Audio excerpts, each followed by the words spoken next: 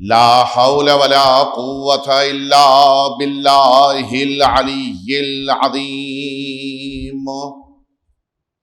حسبنا الله ونعم الوكيل، نعم المولى ونعم النصير. أعوذ بالله من الشيطان الرجيم. بسم الله الرحمن الرحيم. الحمد لله الذي لا يبلغ مدحته القائلون ولا يحصي نعماءه العادون ولا يؤدي حقه المجتهدون. ثم الصلاة والسلام والتحية والإكرام على سيد الأنبياء والمرسلين سيدنا ومولانا أبي القاسم محمد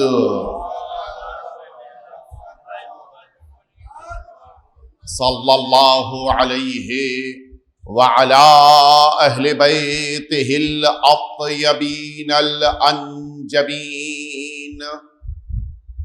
الذين أذهب الله عنهم الرجس وطهرهم تطهيرا. اللهم صل لا سيما الإمام المبين بقية الله في الأرضين واللعنة الدائمة الباقية على أعدائهم أجمعين. أما بعد، فقد قال الله الحكيم في كتابه المبين: وبرا بوالدتي ولم يجعلني جبارا شقيا. صلوات.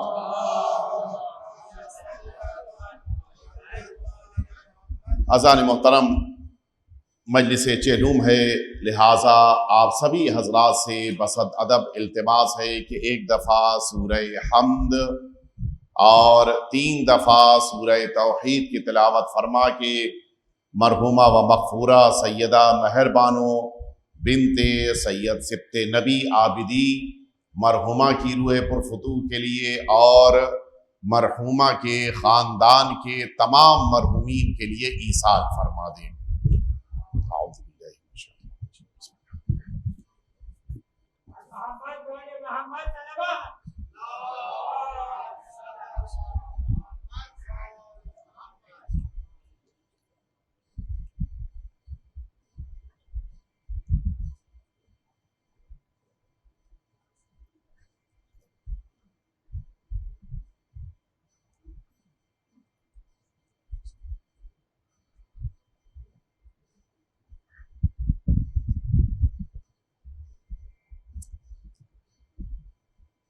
اب آپ حضرات مل جل کے صلوات بھیج دیجئے.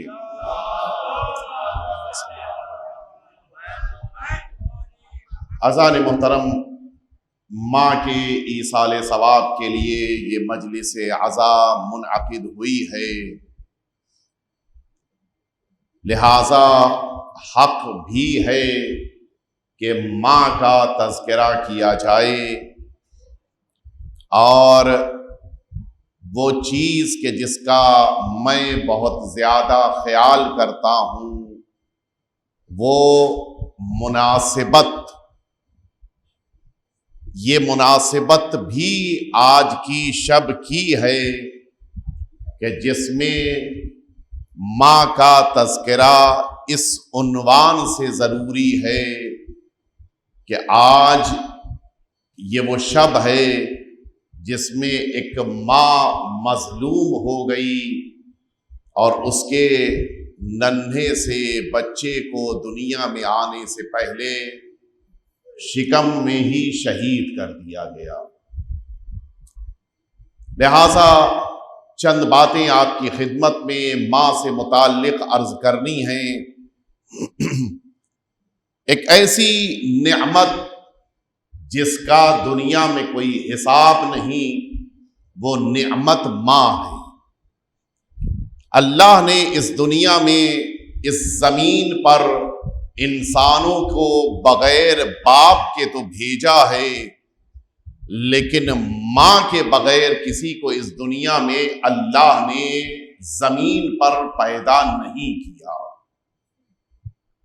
اور اسی لیے وہ بیٹا کہ جسے باپ کی شفقتیں تو نہیں ملی لیکن ماں کے ذریعے سے دنیا میں آیا، اس نے یہ آواز دی کہ اے میرے پروردگار، تو نے ہی مجھے اپنی ماں کے لیے نیک اور اچھا سلوک کرنے والا قرار دیا۔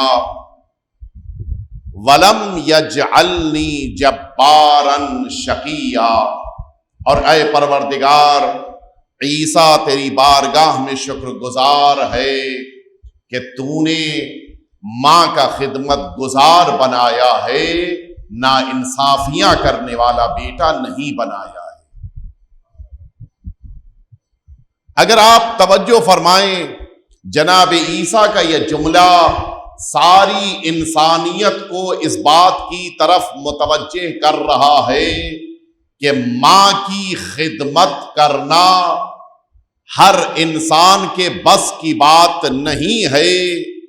جس کے دل میں انصاف ہوتا ہے وہ ماں کی خدمت کرتا ہے، اور اسی لیے ماں کی خدمت کی توفیق اگر کسی کو مل جائے، جناب عیسیٰ کی دعا کی بنا پہ کہہ رہا ہوں، اگر ماں کی خدمت کی توفیق کسی کو مل جائے تو اکڑنا نہیں ہے، شکر بجا لانا ہے۔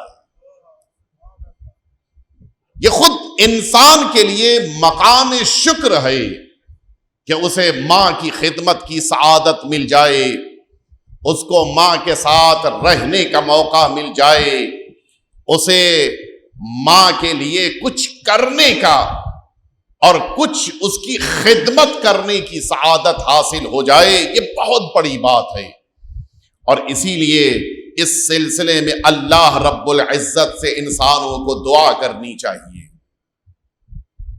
نعمت اللہ دیتا ہے، لیکن احساس تب ہوتا ہے جب وہ نعمت چھن جاتی ہے۔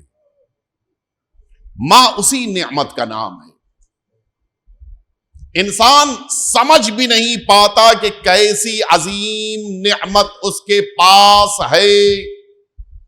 وہ تو واقعات کی دنیا میں اگر نہ یہ واقعہ ہوتا تو شاید ہمیں احساس بھی نہ ہوتا کہ طور کی بلندی پر اللہ کا ایک رسول پژمردگی کے ساتھ، غم زدہ چہرے کے ساتھ، اب جب وہ پہنچے آواز آئی کہ موسیٰ، کیا مجھ سے ملنے آنے والے کا چہرہ ایسا ہی ہونا چاہیے؟ کیا اپنے حبیب سے ملنے آئے ہو تو اس چہرے کے ساتھ؟ آواز دی پروردگار، تیری ملاقات کا شوق ہی مجھے یہاں تک لے کے آیا ہے، لیکن میں جب نکلا ہوں زمین کی وادیوں سے، اپنی ماں کو انہی ہاتھوں سے سپرد لحد کر کے آیا ہوں۔ بات یہاں پہ ختم ہو جانی چاہیے تھی۔ زیادہ سے زیادہ اللہ یہ کہہ دیتا کہ واقعاً مقام صبر ہے، موسیٰ صبر کرو، بس نہیں، آواز قدرت آئی کہ موسیٰ اگر تم اپنی، اچھا یہ ساری باتیں تو اللہ کو پتا ہیں، یہ جملہ پوچھا ہی اسی لیے تھا کہ جب جواب آئے تو اللہ یہ کہے۔ توجہ فرمائی، آواز آئی موسیٰ اب جب زمین کی طرف واپس پلٹنا تو سنبھل کے قدم رکھنا۔ کیوں؟ کیا اللہ جناب موسیٰ کا نگہبان اور محافظ نہیں ہے؟ کیا اللہ سے بڑا کوئی ناصر اور مددگار ہو سکتا ہے؟ کیا اللہ سے زیادہ کوئی حفاظت کرنے کی طاقت و قدرت رکھتا ہے؟ یہ پھر کیوں اللہ کہہ رہا ہے کہ موسیٰ زمین کی طرف واپس جانا تو سنبھل کے قدم رکھنا؟ پروردگار کیوں کہا اے موسیٰ جو زبان تمہارے لیے دعاؤں کے ذریعے سے پشت پناہی کرتی تھی وہ زبان خاموش ہو گئی ہے، لہذا اب زمین پر تم سنبھل کے آگے بڑھنا۔ آپ نے کچھ غور فرمایا؟ یہ بات میری اور آپ کی نہیں ہے، یہ بات کسی عام انسان کی نہیں ہے، یہ بات کسی عام نبی کی بھی نہیں ہے، یہ بات کسی عام رسول کی بھی نہیں ہے۔ صاحب شریعت رسول اولو العزم نبی جناب موسیٰ کی یہ بات اور گفتگو ہے، یعنی اس کے معنی ہے موسیٰ جیسا نبی بھی ماں کی دعا سے بے نیاز نہیں ہو سکتا۔ تو جب جناب موسیٰ ماں سے بے نیاز نہیں ہو سکتے، کیا کوئی انسان یہ کہہ سکتا ہے کہ مجھے ماں کی ضرورت نہیں ہے؟ میں ظاہر ہے کہ طویل گفتگو اس موضوع پہ نہیں کرنا چاہتا، لیکن ایک جملہ کہنا چاہتا ہوں، بچپن کی نادانیاں اور ہوتی ہیں، جوانی کی جسارتیں اور ہوتی ہیں۔ بچپن میں تو ٹھیک ہے انسان نے ماں کے ساتھ جو سلوک کیا ہو، بہرحال وہ بچپنا تھا، اس موقع کے اوپر بچپنے میں بچے نے اپنی ماں کے ساتھ ناانصافیاں کی، وہ ٹھیک ہے، ایک مرحلہ ہے۔ لیکن جوانی میں پہنچ جانے کے باوجود ماں کے ساتھ ناانصافیاں کرے، جب سب سمجھ رہا ہے اس کے باوجود ماں کو اس کا حق دینے پہ تیار نہ ہو، یہ تو سراسر ناانصافی ہے۔ اللہ کی محبت آپ ملاحظہ فرمائیں گے، ایک چھوٹی سی بات صرف آپ کے ذہنوں کو متوجہ کرانا ہے۔ کچھ ایسی زحمتیں ہیں کہ جنہیں ٹالا نہیں جا سکتا، لیکن کچھ ایسی چیزیں ہیں کہ جن چیزوں میں بھی اللہ نے مکمل احتیاط رکھی ہے۔ میں پوری توجہ آپ کی چاہتا ہوں۔ ایک بچہ اللہ جب دنیا میں بھیجتا ہے تو کامل بنا کے بھیجتا ہے، ساری چیزیں جو اس کے لیے ضروری ہے دنیا میں وہ سب اس نے دی ہیں اسے۔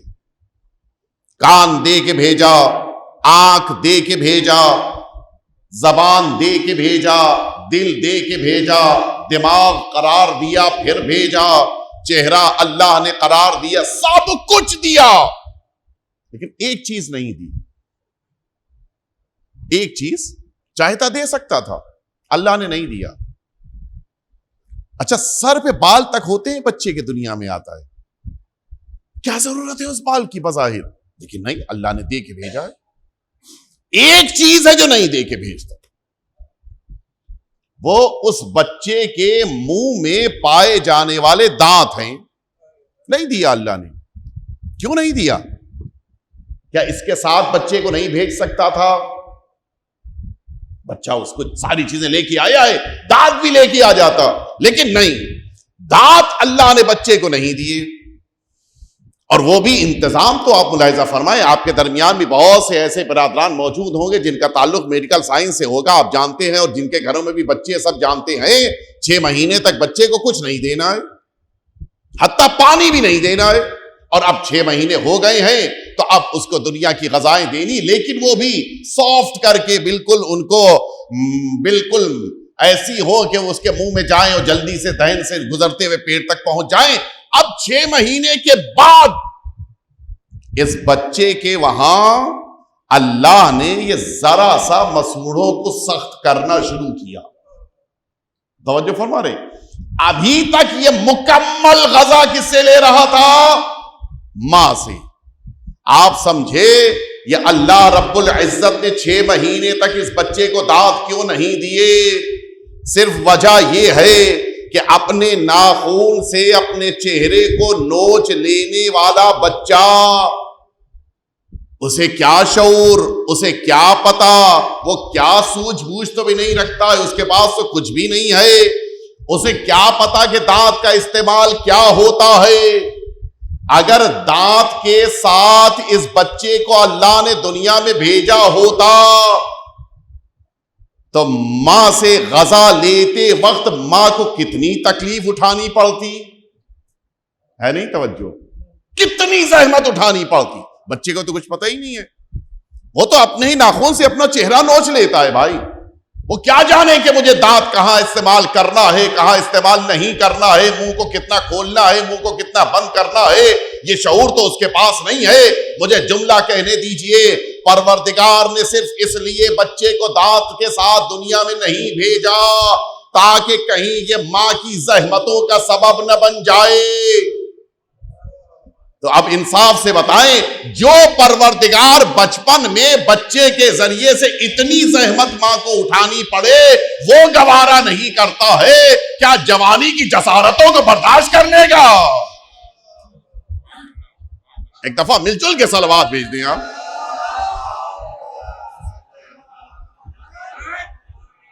پروردگار نے تو اس انتظام کے ساتھ کہ کہیں ماں کی زحمت کا سبب نہ بن جائے.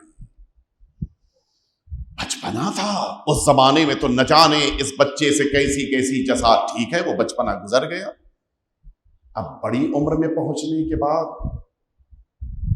یہ کہہ دیا جائے کہ اب یہ تم بھائی اپنے گھر لے جاؤ, میرے گھر نہیں. یہ کون سا انصاف ہے؟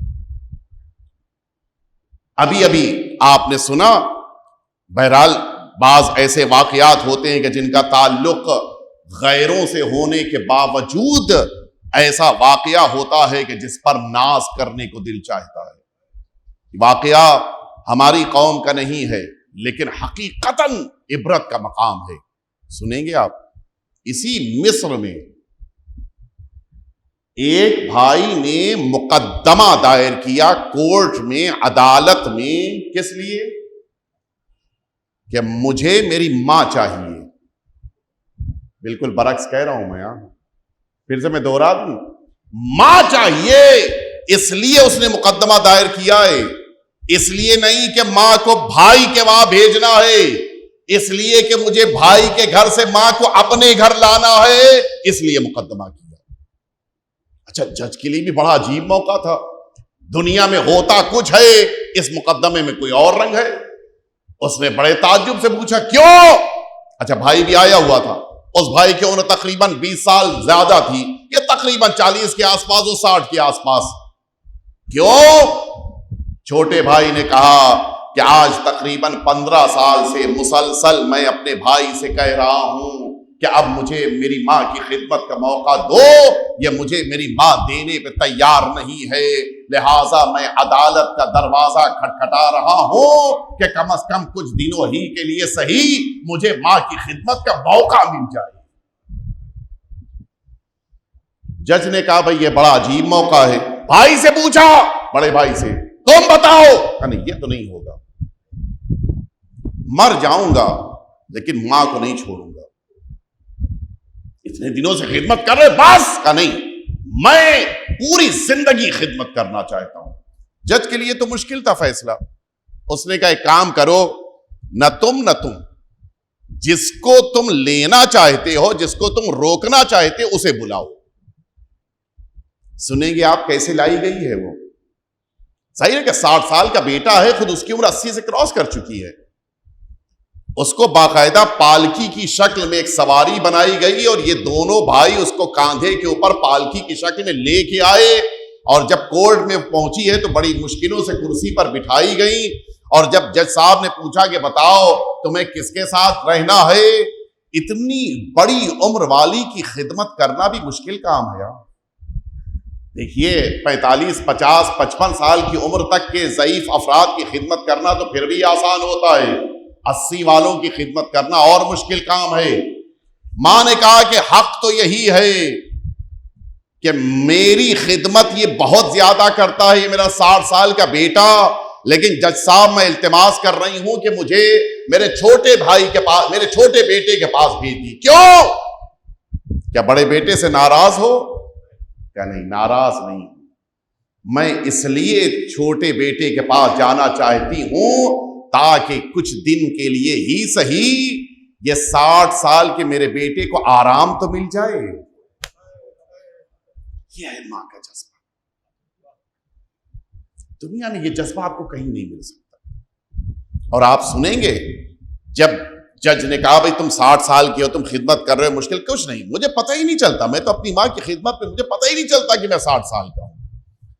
بہرحال جج نے یہ فیصلہ سنایا کہ یہ چھوٹے بیٹے کے گھر رخصت چلی جائے، اس کے ساتھ رہے کچھ دن۔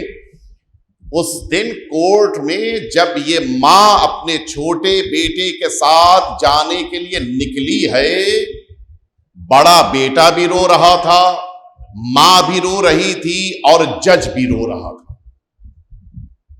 جب انسان نیک ہو جاتا ہے تو اس کی نیکی کے اثرات چاروں طرف دکھائی دیتے ہیں۔ توجہ ہے نہیں؟ جناب موسیٰ، جلدی سے عرض کر دوں اگرچہ آپ کے ذہنوں میں ہے، جس موقع کے اوپر حکم پروردگار ہوا کہ موسیٰ جلدی سے کوہ طور کی بلندی پہ پہنچو، جناب موسیٰ جلدی جتنی جلد، حکم پروردگار تھا، جلدی سے پہنچے کوہ طور کی بلندی پہ۔ دیکھا اس پہاڑ کے اوپر، اچھا حکم یہ تھا کہ خود کو چھپا لینا، درخت کے پیچھے کھڑے ہو گئے، دیکھا ایک جوان بیٹا اپنی پیٹھ کے اوپر ایک ماں کو سنبھالے ہوئے لے کے چلا آ رہا ہے، اور پہاڑ پر اونچائی پہ پہنچنے کے بعد اس نے اپنی ماں کو زمین پہ اتارا، کہتا ہے مادر گرامی اب آپ جانے اور یہ صحرا کے جانور جانے، اب اس سے زیادہ میں خدمت نہیں کر سکتا۔ جناب موسیٰ نے ظاہر کو چھپ کے سن رہے ہیں، منظر دیکھا، ماں کو زمین پہ اتار کے وہ پہاڑ سے نیچے کی طرف اترنے لگا، اور ادھر ماں نے اپنے ہاتھوں کو اٹھا کر دعا کرنی شروع کی۔ کیا دعا کر رہی ہے؟ ساری دنیا کا مزاج ہے، کچھ نہ کر پائے تو کم از کم زبان سے بد دعا ضرور دیتا ہے نہیں پوری دنیا کا مزاج؟ سگا بھائی تکلیف پہنچی، ہم نہیں بدلہ لے سکتے، ہاتھ اٹھا کے بد دعا کر دیتے ہیں۔ تمہاری زندگی تباہ و نحس ہو جائے، بد دعا کرتے نہیں کرتے؟ پڑوسی کے لیے دعا کرتا ہے، کمزور طاقتور کے لیے بد دعا کرتے، سب تو بد دعا کرتے ہیں، لیکن یہ اکیلی ذات ہے بچے سے تکلیفیں اٹھانے کے باوجود بد دعا نہیں، دعا دیتی ہے۔ جناب موسیٰ نے سنا ماں اپنے ہاتھوں کو اٹھا کر دعا دے رہی تھی، بیٹا تو اب واپس دنیا میں انسانوں کے درمیان جا رہا ہے، میرے پروردگار میرے بیٹے کو دنیا کی مشکلات سے بچا لینا۔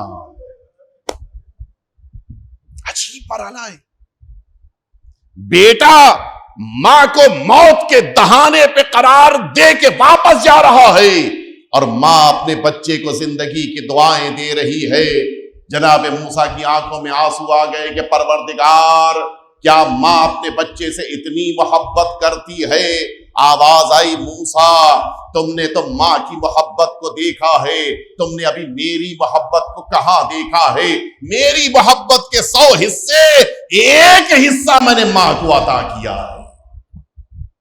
توجہ فرمائی، یہ ہے ماں کی محبت، اور یہ ہے خالق کی محبت مخلوقات سے۔ اسی لیے دلوں میں کینے نہیں ہونے چاہیے اللہ کی مخلوق، سوائے یہ کہ ظلم کیا ہو، وہ ایک الگ مرحلہ ہے۔ انسانوں کو، بقیہ انسانوں کو عزت اس لیے بھی دینی چاہیے کہ یہ سب اللہ کی مخلوق ہے۔ عجیب رتبہ ہے اس دنیا میں ماں کا۔ اور بس میں چند جملے کہہ کے اپنے اصل مرحلے کی طرف آپ کو لے کے آ جاؤں۔ یہ ماں ہے جو اپنے بیٹے کو بچے سے بڑا کر کے انسان بنا دیتی ہے۔ یہ ماں ہے۔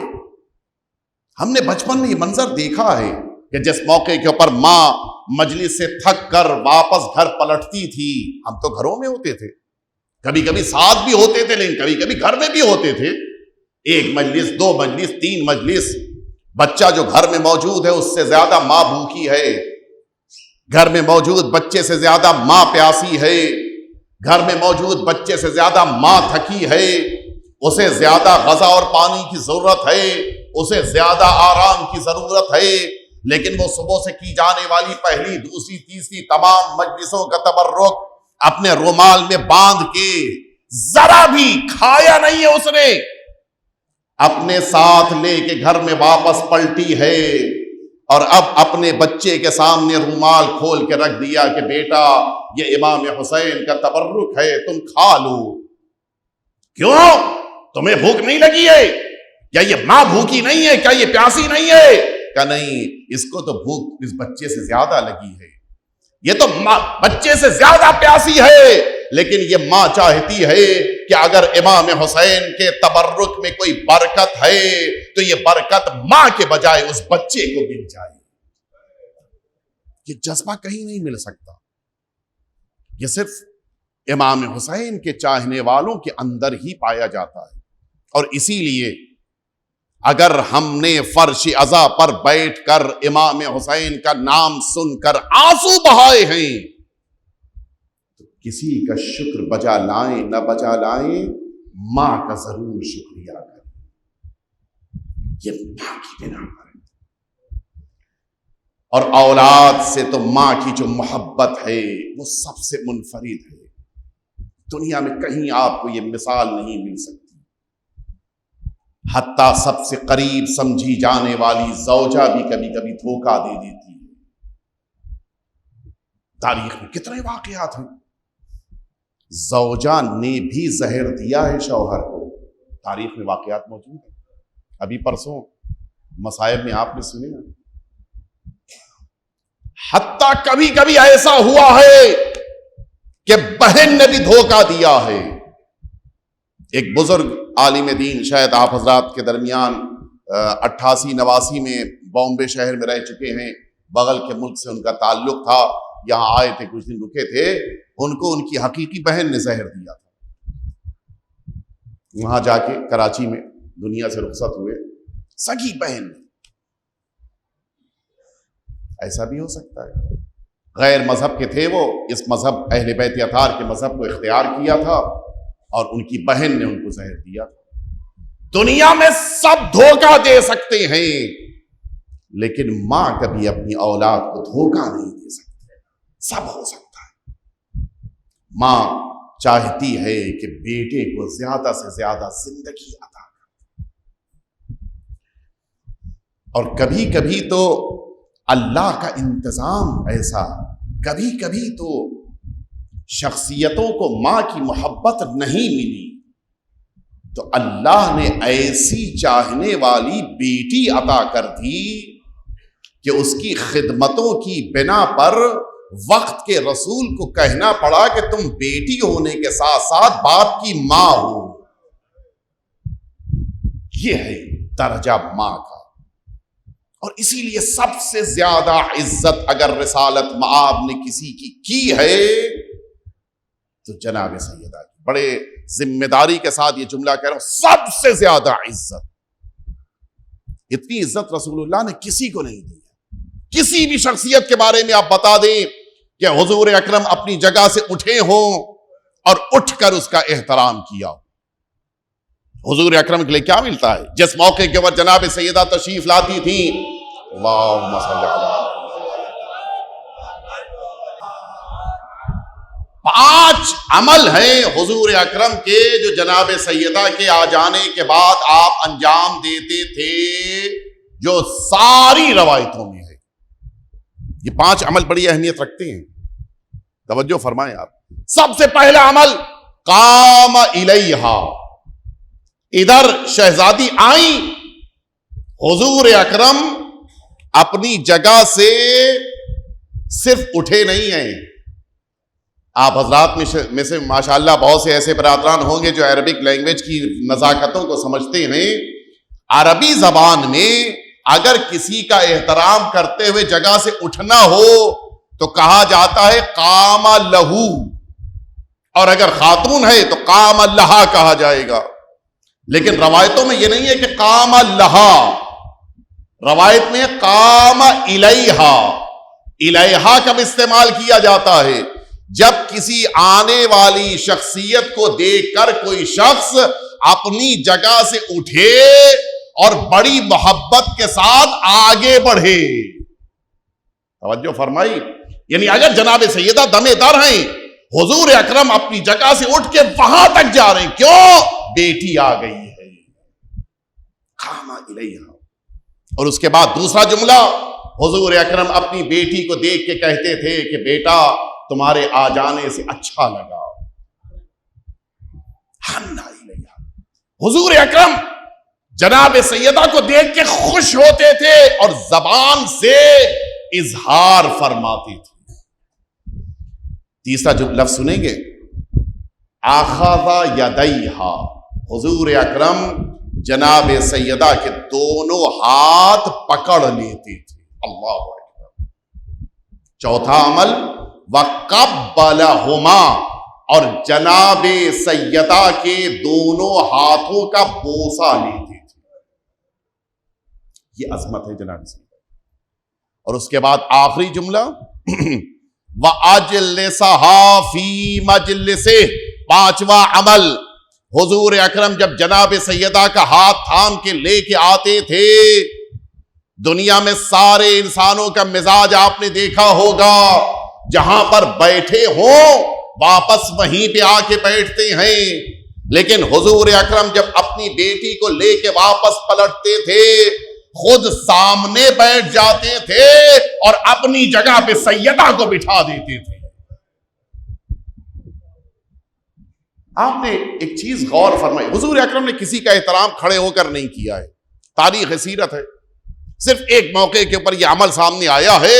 وہ ایک خاص موقع تھا کہ ایک خاص شخص کے لیے وہ کچھ سکھانا تھا، لہٰذا رسول اکرم نے کھڑے ہو کر اس کا احترام کیا تھا. وہ خاص وجہ ہے جس روایت کی طرف میں نہیں جاؤں گا. بقیہ کسی کا احترام رسالت مآب نے کھڑے ہو کے نہیں کیا ہے.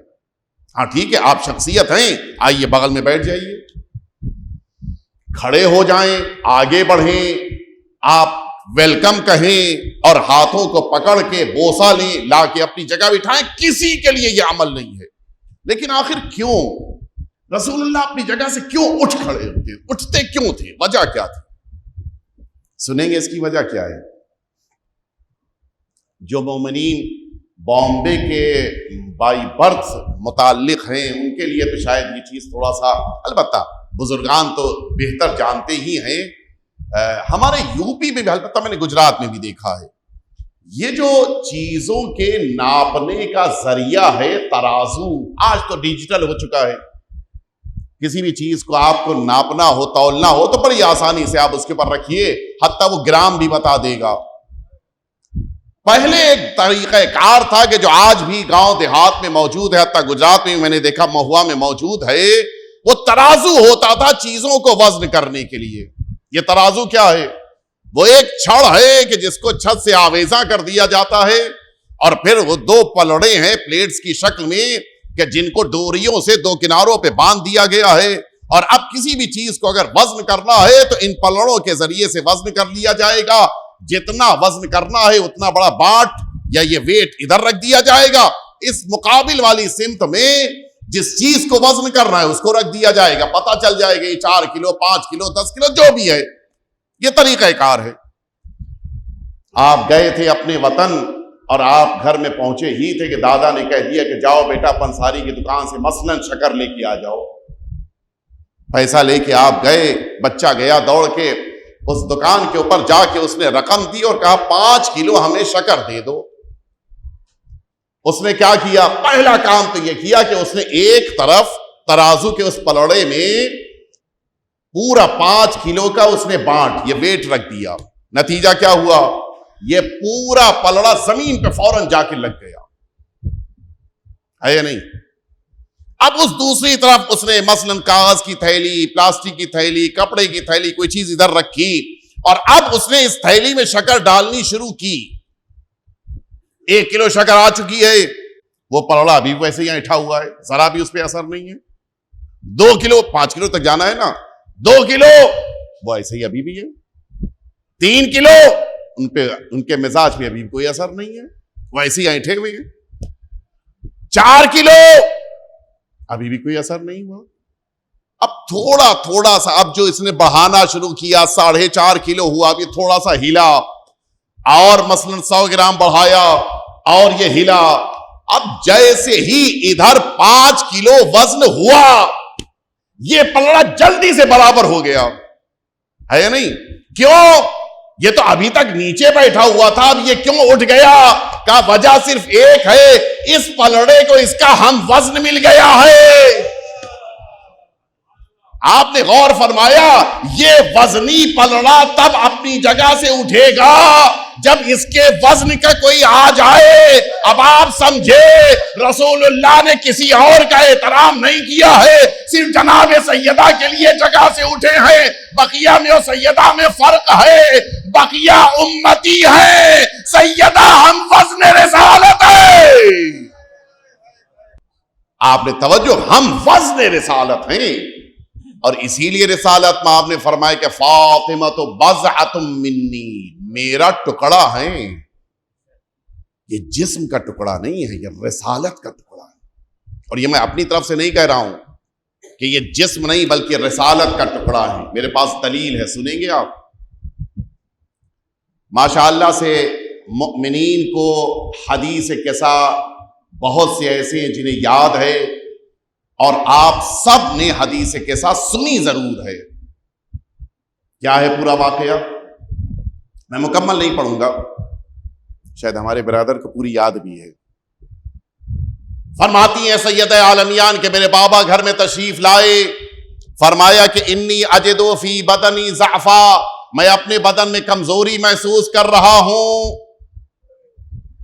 آپ جب آفس سے واپس پلٹ رہے ہوں اور اچانک راستے میں طبیعت خراب ہو جائے تو آپ پہلے گھر جائیں گے یا پہلے سوچیں گے ڈاکٹر سے مل کے دوا لے لی جائے تب گھر جائیں؟ اس لیے کہ گھر جائیں گے تو پھر آنا ہے ان کے پاس.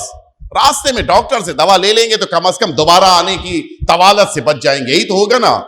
یا رسول اللہ, اگر آپ کو مسجد میں کمزوری محسوس ہوئی ہے تو کسی طبیب کے پاس چلے جائیے تاکہ علاج ہو جائے. شاید رسول جواب دیں گے نادان, میں طبیب ہی کے پاس تو آیا ہوں. اور اسی لیے آپ دیکھ لیجئے حضور اکرم نے آ کے تو فرمایا ہے کہ انی اجدو فی بدنی ضعفا, لیکن اب نہ جانے کچھ ہی دیر کے بعد کیا ہوا. اللہ کی بارگاہ میں ہاتھوں کو اٹھا کے دعا فرما رہے ہیں, امت کے سامنے آیت پڑھی جا رہی ہے, پیغام پہنچایا جا رہا ہے. اس کے معنی ہے جب تک یہاں نہیں آئے تھے نقاہت تھی, لیکن سیدہ کے گھر میں سب دور ہو گیا. ایک دفعہ مل جل کے صلوات بھیج دیں آپ حضرات. آپ فرماتی ہیں کہ رسالت میں آپ چادر میں تشریف فرما ہوئے, کچھ ہی دیر کے بعد بڑا بیٹا تشریف لائے, پوچھا نانا کی خوشبو آ رہی ہے, بتایا چادر میں ہے. گئے چادر کے قریب, اجازت دی, چادر میں آ گئے. دوسرے صاحبزادے ان کے لیے بھی یہی ہوا, وہ بھی چادر میں تشریف فرما ہو گئے. سرکار امیر المؤمنین آئے, انہوں نے بھی اجازت لی, چادر میں آ گئے. سیدہ عالمیان فرماتی کہ میں آگے بڑھی. اب یہاں سے پوری توجہ سنیے گا, یہیں سے میں دلیل پیش کر رہا ہوں. جناب سیدہ فرماتی ہیں کہ میں آگے بڑھی اور میں نے بھی پوچھا کہ کیا بابا مجھے اجازت ہے کہ میں چادر میں آ جاؤں؟ فرمایا آؤ. جناب سیدہ فرماتی ہیں کہ میں بھی اس چادر میں آ گئی. دنیا کی بڑی سے بڑی چادر ہو, اتنی کشادہ نہیں ہوتی کہ 5 آدمی اس میں آ جائیں. اس کے معنی یہ ہے کہ یہ عالم انوار کی شخصیتیں ہیں, جہاں آتی ہیں جگہ خود بخود کشادہ ہو جاتی ہے. بڑا اعتراض ہے کہ جس قبر میں ہم بیٹھ نہ پائیں اس میں مولا کیسے آئیں گے؟ نادان, تم نے مولا کو اپنے جیسا سمجھا ہے. مولا جہاں آئیں گے خود بخود کشادگی پیدا ہو جائے. بلا کر تو دیکھو. جناب سیدہ اب جملہ سنیے.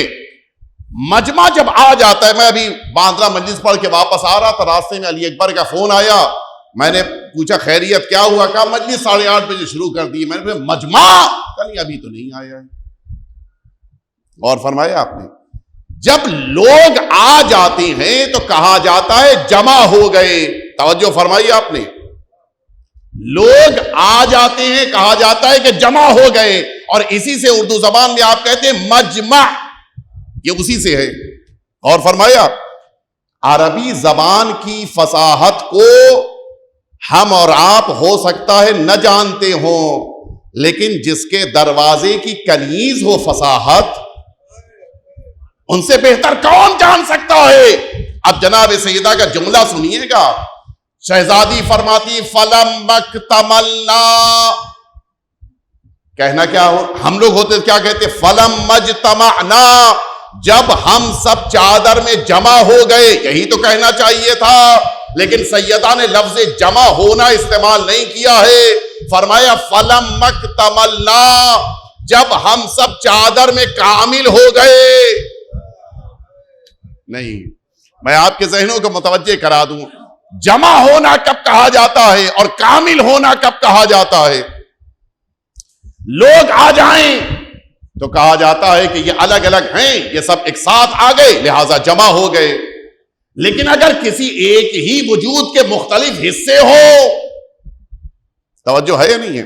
مثال کے طور پہ صرف مثال دے، البتہ آپ جانتے ہیں کہ اس طرح کی مثالیں صرف ذہنوں کو متوجہ کرانے کے لیے ہوتی ہیں، ان کی کوئی بھی شباہت ان مقدس ذات کے گھروں کی کنیزوں سے بھی نہیں ہو سکتی. لیکن بہر ذہن کو متوجہ کرانے کے لیے آپ گئے ٹیلر کے پاس، کیا بھائی ہمارا کرتا کیا کہاں ہے؟ کیا وہ دیکھیے وہ رکھا ہوا ہے، دیکھا تو صرف اس آگے کا حصہ سلا ہوا ہے، آستینیں الگ رکھی ہیں. یہ کیا ہوا؟ کبھی رک جائیے، ذرا سا آستین بھی لگا دوں تاکہ آپ کا کرتا مکمل ہو جائے.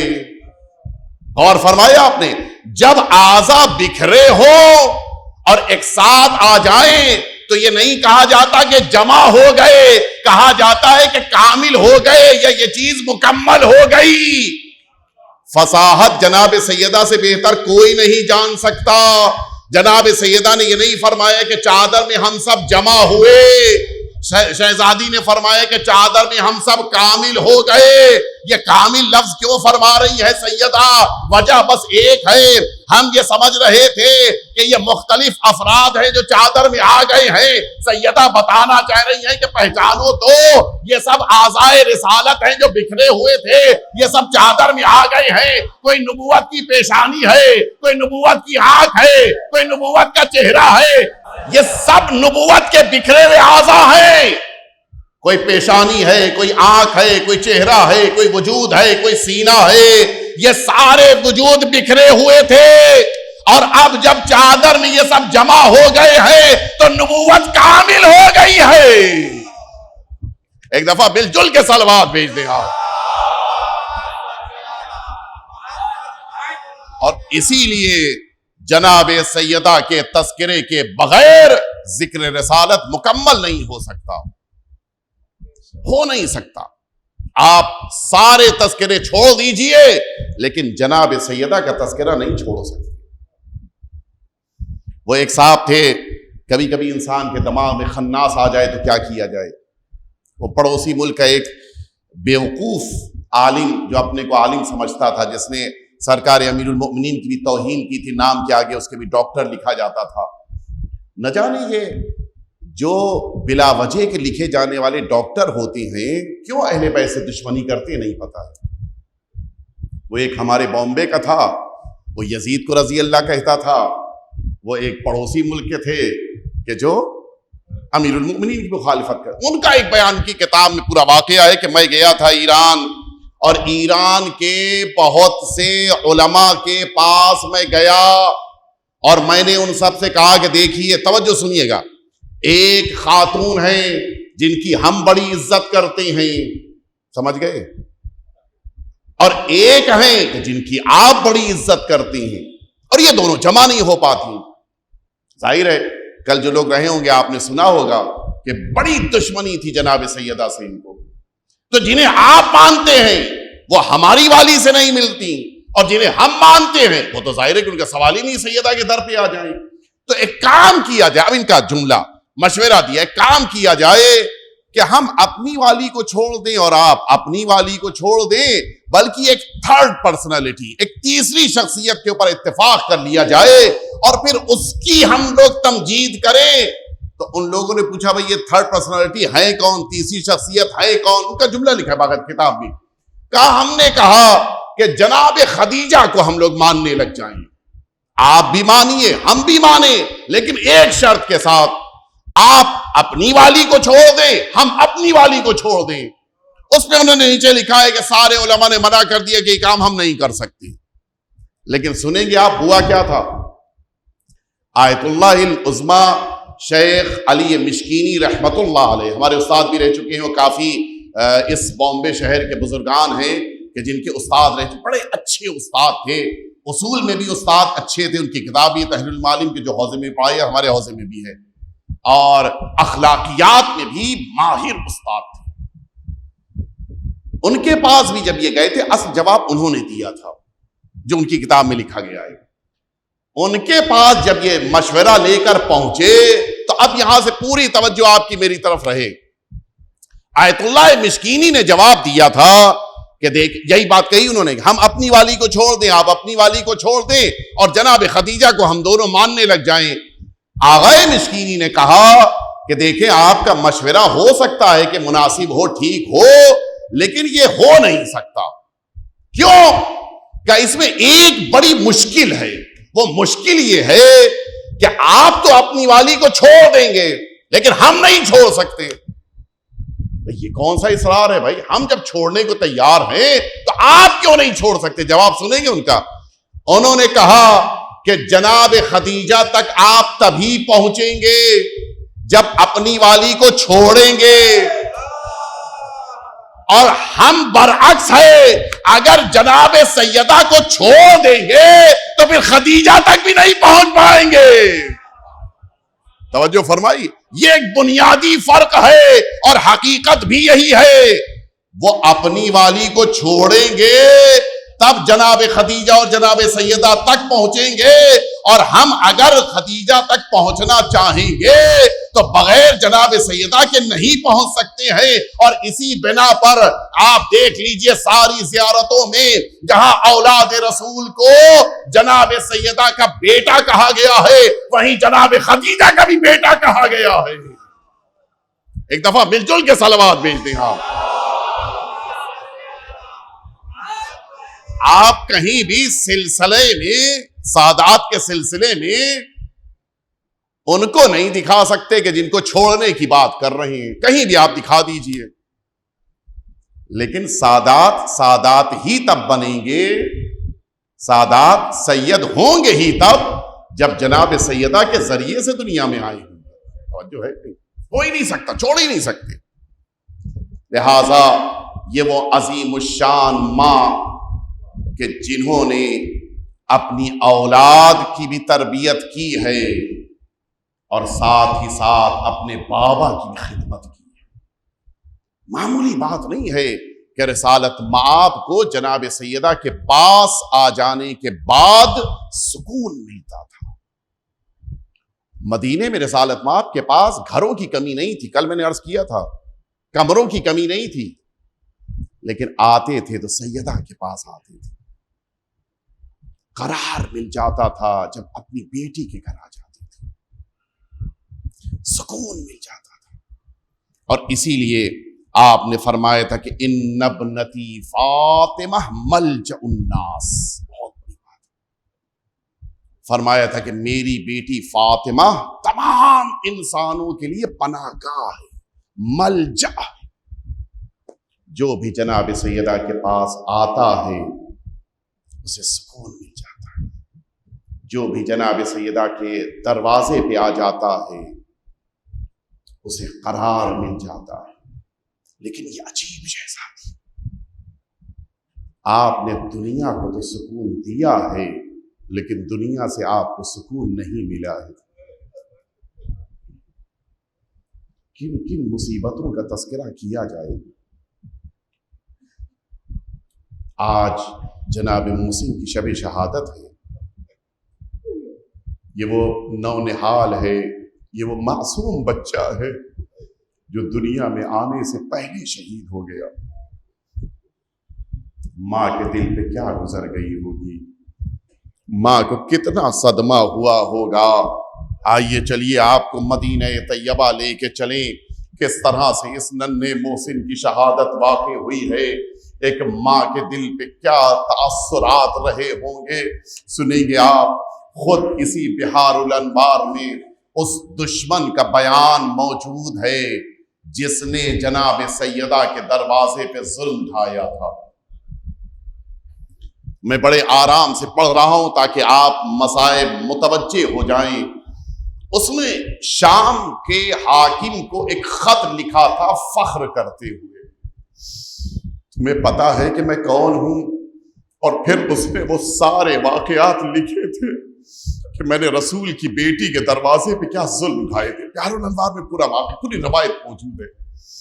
کہتا ہے کہ میں رسول کی بیٹی کے دروازے پہ تب پہنچا کہ جب رسول کی بیٹی کے دروازے کے باہر کچھ مسلمان اور میرا غلام کنفذ پہنچ چکا تھا، اور وہ بار بار کہہ رہا تھا کہ علی کو گھر سے نکالو، لیکن گھر سے کوئی آواز نہیں آ رہی تھی۔ کہتا ہے کہ میں دروازے پہ پہنچا، میں نے آواز دینی شروع کی کہ اپنے اس گھر سے علی کو باہر نکالو۔ علی تو دروازے پہ نہ آئے، لیکن رسول کی بیٹی دروازے پہ آ گئی۔ کہتا ہے کہ اس وقت تک ابھی گھر کا دروازہ کھلا ہوا تھا۔ میں نے کہا کہ علی کو گھر سے نکالو۔ سیدہ نے آواز دیا کہ کیا اس گھر میں تم اندر آ جاؤ گے جس گھر کے دروازے پہ رسول سلام کرتے تھے؟ کہتا ہے کہ میں نے کہا کہ ہاں میں اس گھر کے اندر آ جاؤں گا۔ اور پھر کہتا ہے کہ اگر تم نے نہیں علی کو بھیجا میں اس گھر میں آگ لگا دوں گا۔ کہتا ہے کہ سیدہ نے آواز دیا کہ کیا اس گھر میں آگ لگاؤ گے جس گھر میں اللہ کے رسول کے بیٹے حسن و حسین موجود ہیں؟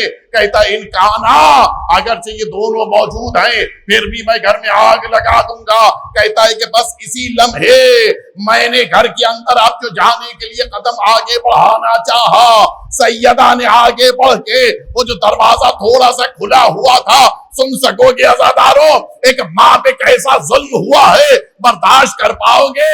کہتا ہے خود اس کا اقرار ہے، سیدہ کے دو ہاتھ جو عبا میں لپٹے ہوئے تھے وہ دروازے پہ آ کے رکے۔ میں نے انہی لمحات میں تازیانہ نکالا۔ سن پاؤ گے عزاداروں؟ کہتا ہے کہ اب جو میں نے دروازے پہ تازیانہ مارا وہ زہرا کے ہاتھ میں تازیانہ لگا۔ یہ جملہ بھی آپ نے سنا تھا، انہی ہاتھوں کا بوسہ رسول لیتے تھے، انہی ہاتھوں کو رسول تھام لیتے تھے، انہی ہاتھوں کے اوپر تازیانہ لگا۔ چھٹے امام کی روایت موجود ہے، سیدہ جب تک باحیات رہی سیدہ کے ہاتھ پر وہ تازیانے کا نیل موجود تھا۔ کتنا درد اور زخم رہا ہوگا جناب سیدہ۔ کہتا ہے کہ انہی لمحات میں رسول کی بیٹی کے دونوں ہاتھ بلند ہو گئے، اے رسول خدا، آپ کے بعد آپ کی بیٹی اس مدینے میں اکیلی ہو گئی۔ بس انہی لمحات میں سیدہ نے دروازہ بند کر لیا۔ میں نے کنفذ کو قریب بلایا، جلتی ہوئی مشعل اس کے ہاتھ سے لی۔ سن سکو گے عزادارو، اب جو میں نے آگ لگائی دروازہ جلنا شروع ہوا۔ اگلا جملہ سنو گے عزادارو، کہتا ہے اب جو دروازے کی گرفت کمزور پڑی میں نے اپنے پیروں سے دروازے پہ زور ڈالنا شروع کیا۔ ادھر دروازے کے پیچھے رسول کی بیٹی، اب جو دروازہ اکھڑا دروازہ گرا، زہرا دروازے کے نیچے۔ اب یہاں سے وہ جملہ ہے جو ہمارے چوتھے امام نے فرمایا، مولا فرماتے ہیں کہ جب ہماری جدہ ماجدہ اسی دروازے کے نیچے تھی، اچانک آپ کی آواز آنا شروع ہوئی، یا فدت خدینی لقد سقطت ما فی عشائی، اے فضہ فاطمہ کو سہارا دو، میرے شکم کا محسن شہید ہو گیا۔ ہاں عزادارو بس مجلس مکمل ہو گئی۔ سن سکو گے عزادارو، سیدہ دروازے کے نیچے ہے، اس گھر میں داخل ہونے کا بس یہی ایک ذریعہ تھا، راستہ تھا، دروازہ گر چکا تھا۔ اب جو دشمنوں نے گھر میں گھسنا شروع کیا، اسی دروازے پر اپنے پیر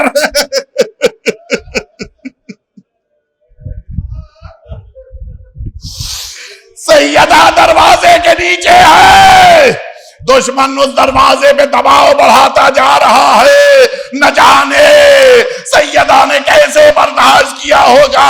میں کہوں گا اے شہزادی، دروازے پہ دشمنوں کا پیر تھا، آپ برداشت نہ کر پائی فرمائی ہائے کربلا میں قاسم، دشمنوں کے گھوڑے اب جو دوڑنا شروع ہوئے، قاسم کی آواز اٹھ رہی تھی، اے چچا جان اپنے قاسم کی خبر لیجیے۔ الا لعنت اللہ علی القوم الظالمین وسیعلم الذین ظلموا ای منقلب ینقلبون الہی بحق الزہراء وابیہا وبعلہا وبنیہا والسر المستودع فیہا ان تصلی علی محمد وآل محمد۔ پروردگار ہم سب کے آقا اور مولا کے ظہور میں تعجیل فرما، ہم سب کو حضرت کے خدمت گزاروں میں غلاموں میں شمار فرما۔ پروردگار وہ تمام مؤمنین اور مؤمنات جو اس دنیا سے اٹھ گئے، آج شب جمعہ ہے، سب پہ اپنی رحمت نازل فرما۔ پروردگار جس مرحومہ کے اصال ثواب کی مجلس سے ان کے درجات کو بلند سے بلند تر فرما، انہیں جناب سیدہ کا مہمان قرار فرما، جوار اہل بیت اطہار میں جگہ مرحمت فرما، ان کے تمام وارثوں کو صبر جمیل عنایت فرما۔ پروردگار ہم سب کو عاقبت بخیر فرما، اس دنیا میں اہل بیت اطہار کی زیارت اور میدان محشر میں شفاعت نصیب فرما۔ ربنا تقبل منا انک انت السمیع العلیم۔ التماس ہے کہ ایک دفعہ پھر سے سورہ حمد اور سورہ توحید کی تلاوت فرما کے مرحومہ و مغفورہ سیدہ مہربانو بنت سید سبت نبی عابدی، ان کی روح پرفتوح اور ان کے خاندان کے تمام مرحومین کو ایصال فرما دے۔